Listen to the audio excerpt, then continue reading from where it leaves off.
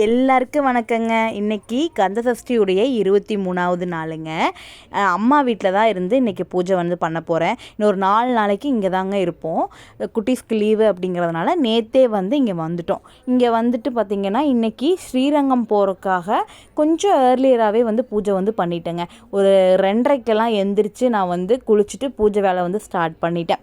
4 மணிக்கு கிளம்பலாம் அப்படிங்கிற மாதிரி இருக்கிறோம். ஏன்னா அங்கே புரட்டாசி அப்படிங்கிறதுனால கூட்டமாயிரும் அப்படிங்கிறக்காக கொஞ்சம் காலையிலேயே போனோம் அப்படின்னா மொட்டை அடிச்சுட்டு குட்டி பாப்பாவுக்கு மொட்டை அடிச்சுட்டு சாமி கும்பிட்றதுக்கு ஈஸியாக இருக்கும் அப்படின்னு சொல்லிட்டு நேரமே கிளம்பலாம் அப்படின்ட்டுங்க.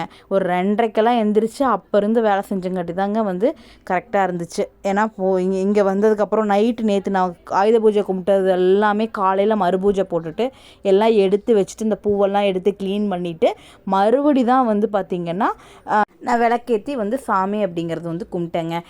டெய்லியும் பிரம்மமுகூர்த்த பூஜை பண்ணுறவங்க நம்ம அந்த டைமுக்கு கரெக்டாக பண்ணணும் அப்படின்னா நம்ம என்ன பண்ணணும் அப்படின்னா முடிஞ்ச வரைக்கும் நைட்டே முந்தின நாள் வச்ச பூ எல்லாமே எடுத்து க்ளீன் பண்ணி வச்சுட்டோம். விளக்கு திரியெல்லாம் எடுத்து எல்லாமே க்ளீன் பண்ணி வச்சுட்டோம் அப்படின்னா காலையில் அந்த டைமுக்கு ஏற்றுறதுக்கு கொஞ்சம் அவசரம் இல்லாமல் இருக்கும். காலையில் தான் க்ளீன் பண்ணி அதுக்கப்புறம் நம்ம விளக்கேற்றுறோம் அப்படின்னா கண்டிப்பாக அந்த டைமில் ஏற்றுறது கொஞ்சம் அவசரமாக ஏற்றுற மாதிரி இருக்குமுங்க. டெய்லி நான் இப்படி தான் ஃபாலோ பண்ணுவேன். இன்றைக்கி ஆயுத பூஜை அப்படிங்கிறதுனால காலையில் சுத்தம் பண்ணி விளக்கேற்றிட்டேங்க. ஒரு 3:45க்கெல்லாம் விளக்கேற்றி வேல்மாறல் படிச்சுட்டு நாங்கள் கிளம்பிட்டோங்க.